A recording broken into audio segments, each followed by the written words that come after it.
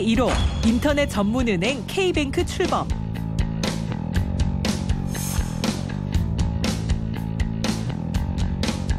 복잡하고 번거로운 은행 업무는 이제 그만. 예금에서 대출까지 지점 방문이나 복잡한 서류 제출 없는 뱅크 에브리웨어 시대 선언. 인터넷 전문은행이 금융시장의 혁신을 몰고 올 수 있을까? 제1금융권 1호 인터넷 전문은행 K뱅크. 그 의미와 과제를 짚어본다. 국내 첫 인터넷 전문은행인 K뱅크의 열기가 뜨겁습니다. 출범 사흘 만에 가입자 8만 명을 가뿐히 넘기면서 기존 은행권이 바짝 긴장하고 있는 모습입니다. 네, 인터넷 전문은행이 뭐길래 이처럼 폭발적인 관심을 얻고 있는 걸까요? 윤창현 서울시립대 경영학부 교수와 함께 얘기 나눠보겠습니다. 안녕하세요. 예, 안녕하십니까? 예, 국내 1호 인터넷 전문은행인 K뱅크 출범. 교수님께서는 어떻게 보시는지 그 의미부터 짚어주시죠. 예, 우선 최근에 핀테크라고 하는 분야, 파이낸스하고 테크놀로지, 즉 금융과 기술의 결합 이런 것들이 아주 일반화되고 있고요. 그리고 나아가서 이제 금융의 범위도 넓어지고 또 하나 중요한 것은 이 스마트폰을 기반으로 한 수많은 그런 서비스가 가능해진 상황에서 이제 인터넷 전문은행이 출범한다. 이거는 단순한 인터넷만의 문제가 아니라 바로 스마트 기반, 소셜 기반, 그리고 클라우드 기반의 새로운 금융들이 가능해진다는 면에서 아주 기대가 크고요. 앞으로 좀 많은 발전이 있지 않을까 그런 생각을 하게 됩니다. 네, 그래도 인터넷 전문은행이 뭔지 아직 생소한 분들 많을 텐데요. K뱅크가 기존 은행과는 어떻게 다른지 설명해 주시죠. 기존 은행 그러면 이제 거리에 이렇게 멋있는 간판도 보이고 그리고 또 지점에 들어가면은 또 이렇게 직원들이 앉아 있고 그런데 이거는 그런 것도 없죠. 그러나 사이버상에서 얼마든지 직원과 소통을 할 수 있고 또 계좌를 개설할 때도 비대면 거래 앱을 다운받아서 그냥 본인 인증을 하면 되기 때문에 지점이 없습니다. 그러니까 거리에 다녀보면은 K뱅크 이런 게 안 써 있는 거죠. 그런데 엄밀하게 말하면 확실한 은행 하나가 또 두 개가 생긴 거니까 사이버상에서 은행이 생겼다 이렇게 표현하면 된다는 면에서 우리가 알고 있는 지점 중심의 점포 중심의 금융이 완전히 새로운 세계로 바뀌고 사이버 공간 안에 두 개의 은행이 멋있게 생겼다 이렇게 보시면 될 것 같습니다. 그렇다면 이 K뱅크는 어떻게 이용할 수 있나요? 예, 지금 말씀드린 대로 이제 저기 앞에 화면도 나오더라고요. 예, 우선 앱을 다운받고 그거를 신청을 해서 비대면 거래, 즉 자기의 얼굴도 사진 찍어 보내고 주민등록증을 사진 찍는다든가 하는 몇 가지 과정을 통해서 약 한 7분 내지 한 15분 만에 계좌를 하나 개설을 하고 그리고 나서 이제 거기에다가 적당한 양의 자금을 이체를 하고 이렇게 하면 이제 자기도 그 은행에 계좌를 소유하게 되고 그리고 그 다음부터는 24시간 서비스를 받을 수 있으니까 자다가 일어나서 앱을 가지고 하면 되니까요. 그런 면에서 아주 편리한 은행이 생기고 24시간 상담도 가능하다고 하니까 우리가 지점 닫으면 어디 가야 되나 이러는 거하고 차원이 다른 또 하나의 사이버 공간 안의 은행 이렇게 보시면 될 것 같습니다. 네, 그렇다면 K뱅크의 대표적인 금융 상품으로는 뭐가 있을까요? 예, 여러 가지 제시를 하더라고요. 우선 송금을 아주 쉽게 하는 서비스도 나오고 그다음에 또 음악회 티켓을 갖다가 이자와 함께 플러스 알파로 지급하는 그래서 자기가 보통 이자는 돈으로 받는데 돈도 좀 받고 그리고 또 음악회 티켓도 받고 하는 그런 상품도 있고요. 그다음에 신용도가 좀 안 좋으신 분들 같은 경우에 재직증명서, 소득성명서 이런 거 필요 없이 자기의 인적사항을 얘기하면 인터넷 공간상에서 다양한 형태의 신용평가를 통해서 거기에 맞게 신용평가를 해서 돈을 대출해 줄 수도 있고 우리가 그동안 지점에서 이루어지던 종이 중심이 아니라 그야말로 스마트폰 기반으로 우리가 알고 있는 서비스가 완전히 다른 방식으로 제공이 된다. 이 자체가 벌써 새로운 서비스라고 볼 수 있겠죠. 그런 면에서 상당한 서비스들이 제공이 될 것 같다. 이렇게 볼 수가 있겠습니다. 네, 이용도 편리하고 상품들도 이색적인 것 같은데요. 그런데 혹시 이용자들 입장에서 유의할 점은 없을까요? 글쎄요, 은행이 이제 앞으로 보안도 철저히 하고 데이터도 유출을 관리하고 할 거라고 저는 생각이 듭니다만, 그러나 이런 은행의 규모, 즉 계좌에 이체를 할 때 처음에는 너무 많은 돈을 하기보다는 적당한 그런 예금을 하고 그리고 서비스를 한번 받아보고 그리고 계속해서 그 서비스를 즐기듯이 계속해서 늘려가면 좋지 않을까.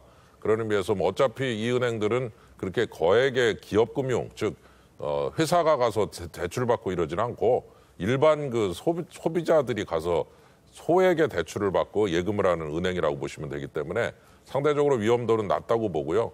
그래서 그 계좌를 개설하고 그다음에 서비스를 여러 가지로 경험하면서 조금씩 그 서비스의 양을 늘려가고 그런 액수에 대해서도 조금씩 더 늘려가는 이런 식으로 대처한다면 큰 문제 없이 이 은행들이 제공하는 아주 다양한 서비스를 즐기듯이 이용하실 수 있을 거다 이런 생각이 듭니다. 네, 그렇다면 이 K뱅크가요, 기존 은행들에게 얼마나 큰 위협이 될까요? 특히 시중은행을 이용하던 고객들이 인터넷 전문은행으로 이동할 가능성은 어느 정도로 보고 계신가요? 글쎄요, 제가 볼 때는 이제 저 같은 경우에 이제 마이너스 통장도 있고 하기 때문에 당장 이제 여기에서 커다란 액수의 그 자금을 갖다가 관리를 하고 할 가능성은 처음에는 적지만 그러나 저도 빨리 개설을 해서 한번 어떤 서비스가 가능한지 보고 싶은 생각이 있고요.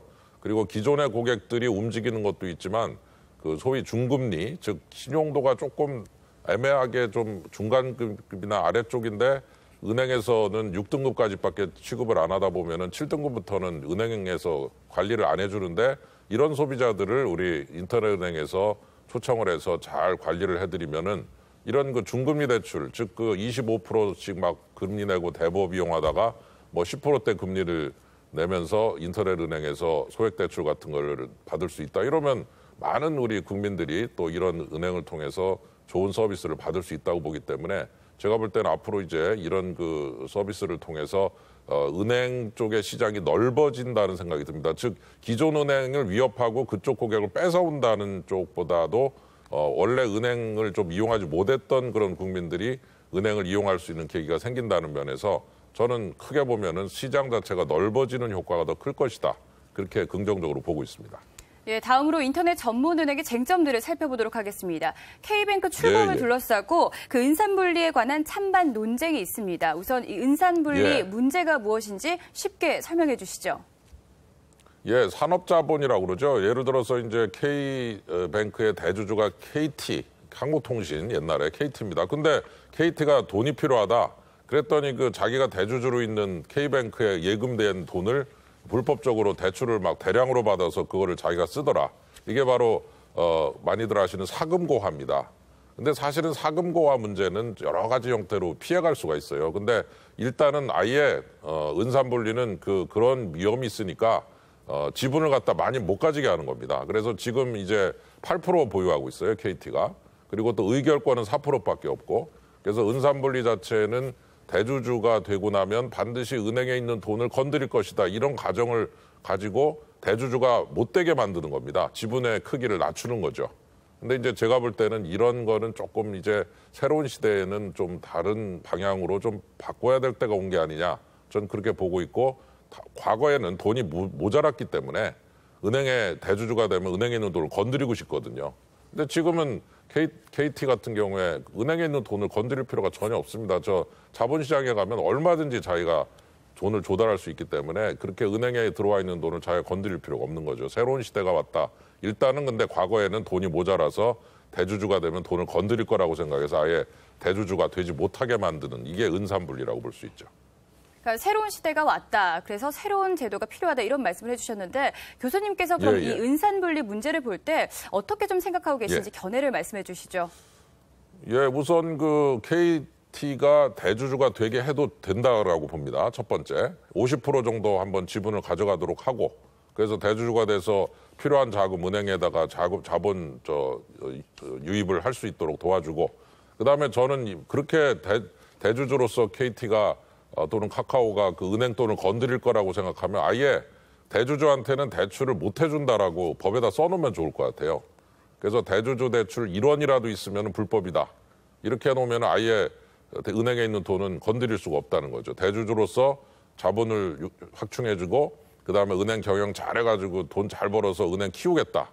이런 생각을 가지고 들어간 회사한테 너는 은행에 있는 돈을 건드릴 것 같으니 지분을 갖다가 4%, 8%만 가지고 4%만 의결권을 가져가라. 이렇게 하면은 그 대주주가 섭섭하죠. 그래서 은행 키우겠다는 생각을 가지고 있는 이 대주주에 대해서는 일정 부분 지분을 완화해주고 그 대신에 은행에서 너 대출 받지 마라. 그래서 은행 돈 아예 1원이라도 건드리지 마라. 이렇게 하면은 은행을 키우는 데만 전념하고 은행에 있는 돈을 건드리겠다는 생각은 아예 처음부터 하지 말아라 이거죠. 그거는 얼마든지 법적으로 좀 가능하다고 보고 KT 정도 되는 회사가 K뱅크에 있는 예금을 갖다 건드린다. 이거는 좀 KT한테도 미안한 얘기고 이런 얘기는 우리가 안 해도 되는 시대가 이제 온 게 아닌가. 그런 의미에서 은산분리를 이제 인터넷 은행에 대해서만 좀 완화해다 하는 것이 좋겠다. 이런 생각이 듭니다. 네, 해외 인터넷 전문 은행들의 운영 환경도 궁금해지는데요. 예. 이 지분뱅크라고 있어요. 일본에. 여기는 통신사가 50% 들고 있고요. 라쿠텐 은행이라고 제가 자료를 가져왔습니다. 여기. 전자상거래업체 라쿠텐이 100% 가진 은행이고요. 그래서 일본에 무려 산업자본이라고 일반 기업이 대주주로 있는 은행이 인터넷 은행이 3개나 있고 중국에도 2개가 있고 그리고 이 유럽에도 몇 개 있습니다. 그러니까 미국이나 또는 이런 나라들은 이제 뭐 대주주가 혹시 산업자본 기업이라도 이제 인터넷은행 같은 경우에 규모도 그렇게 크지 않고 그리고 인터넷은행에 예금한 돈을 거기를 왜 건드리냐. 이 은행을 살리는 데 집중하고 은행을 잘 되도록 도와줘야지 거기 있는 돈을 불법적으로 대출받아서 나중에 그게 발각이 되면은 대주주도 다 처벌받고 이사들 다 저기 감옥에 가고 그러는데 그 짓을 왜 하겠습니까? 그래서 제가 볼 때는 이제 해외에서도 이제는 좀 세상이 달라졌으니 이제 인터넷 은행에 대해서는 이제 산업자본 소위 일반 기업도 대주주가 되고 그리고 대출 받으려고 하지 말고 열심히 은행 키워서 그야말로 훌륭한 은행 만들어라 라고 하는 쪽으로 지원을 해주고 있는 거죠. 그러니까 우리나라도 핀테크 얘기하고 4차 산업혁명을 얘기하고 새로운 미래를 얘기하면서 과거에 돈이 없던 시절에 은산분리라는 걸 가지고서 얘기하던 거를 지금 21세기에 와서 똑같은 소리 하고 있다. 그런 면에서 저는 이제는 좀 생각이 좀 바뀌어야 될 때가 왔고 정부도 좀 이 국회도 좀 새로운 생각을 바꾸고 이제는 새로운 시대에 맞는 새로운 유연한 사고를 통해서 인터넷 은행에 대해서는 은산분리 제도를 좀 대폭 완화해도 된다. 저는 그렇게 보고 있습니다. 예, 앞서 자본금 확보와 관련해서 은산분리를 여쭤봤는데요. 이 외에 인터넷 예. 전문 은행에게서 우려할 점은 또 없을까요? 우려할 점은 이 사이버 공간이 중심이 되니까 역시 데이터라고 볼 수 있겠죠. 데이터 문제, 그다음에 보안 문제, 그리고 정보 유출 문제. 혹시 뭐 아주 고도의 해커가 이런 그 정보를 빼내겠다고 하면 은행에 있는 고객들 정보 빼내서 또 안 좋은 쪽으로 이용할 수도 있기 때문에 이 KT와 카카오가 정말 사운을 걸고 명예를 걸고 이 보안 문제는 확실하게 챙겨야 된다는 거 하나 하고 두 번째는 핀테크에 맞는 아주 새로운 제품, 새로운 상품을 도입하는 과정에서 항상 이 해킹의 문제라든가 사이버상의 범죄 문제에 신경을 굉장히 많이 써야 된다. 대면 거래가 없이 비대면으로 하다 보면 그걸 이용한 또 범죄가 새로 생길 수도 있기 때문에 그 부분에 대해서 아주 사운을 걸고 열심히 이 부분을 막고 새로운 발전을 시도해야 된다. 저는 그렇게 보고 있습니다. 알겠습니다. 지금까지 국내 첫 인터넷 전문 은행인 K뱅크 출범 그 의미와 앞으로의 과제에 대해 전문가와 이야기 나눴습니다. 윤창현 서울시립대 경영학부 교수였습니다. 고맙습니다. 예, 고맙습니다.